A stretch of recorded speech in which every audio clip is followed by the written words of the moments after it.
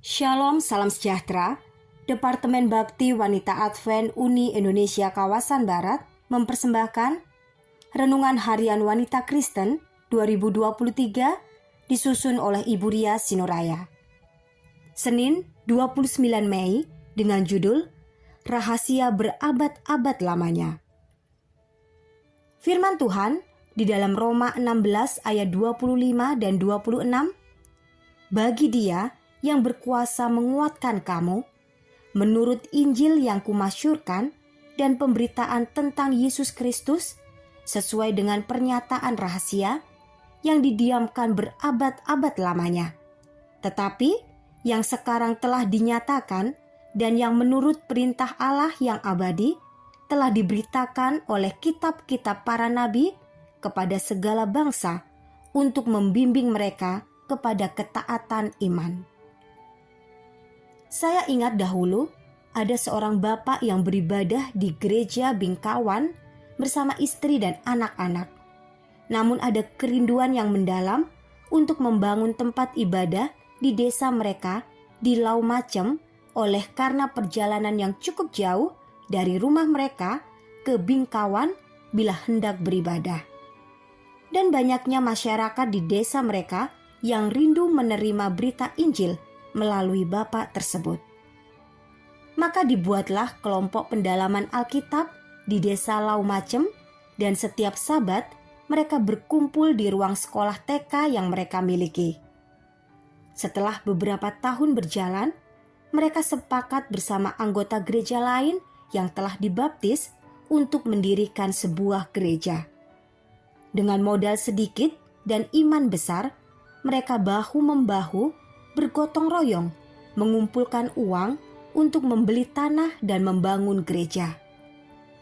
Puji Tuhan, tahun 2023, Gereja Masehi Advent Hari ke-7 Mount Carmel telah diorganisir setelah kurang lebih 5 tahun proses pembelian tanah.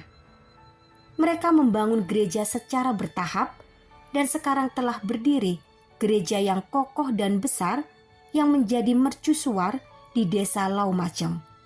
Tuhan sungguh amat baik. Firman Tuhan di dalam Matius 2 ayat 6, dan engkau Betlehem, tanah Yehuda, engkau sekali-kali bukanlah yang terkecil di antara mereka yang memerintah Yehuda, karena daripadamulah akan bangkit seorang pemimpin yang akan menggembalakan umatku Israel. Nubuatan ini dikutip oleh ahli-ahli Taurat ketika Raja Herodes menanyakan kepada mereka di mana Mesias akan dilahirkan. Ketika itu orang Majus datang ke istana Raja Herodes untuk mencari informasi, sebab mereka percaya akan tanda di langit, yakni bintang timur, yang menyatakan bahwa seorang raja Yahudi telah dilahirkan, dan mereka datang hendak menyembahnya. Nubuatan ini jelas bukan hanya untuk orang Yahudi, tetapi juga untuk semua bangsa. Sebab itulah, orang-orang Majus yang bukan termasuk bangsa Yahudi dituntun Allah untuk mencari bayi Yesus dan menyembah Dia sebagai Raja.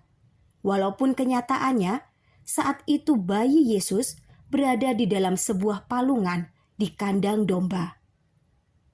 Terlihat bahwa orang-orang Majus itu telah mempelajari sebuah rahasia yang telah disimpan selama berabad-abad, yakni mengenali kedatangan Yesus yang pertama itu. Jadi ketika mereka datang ke Betlehem yang menjumpai Yesus di sana, mereka tidak terkejut dan menjadi kecewa demi melihat Raja Yahudi itu datang dalam keadaan yang hina.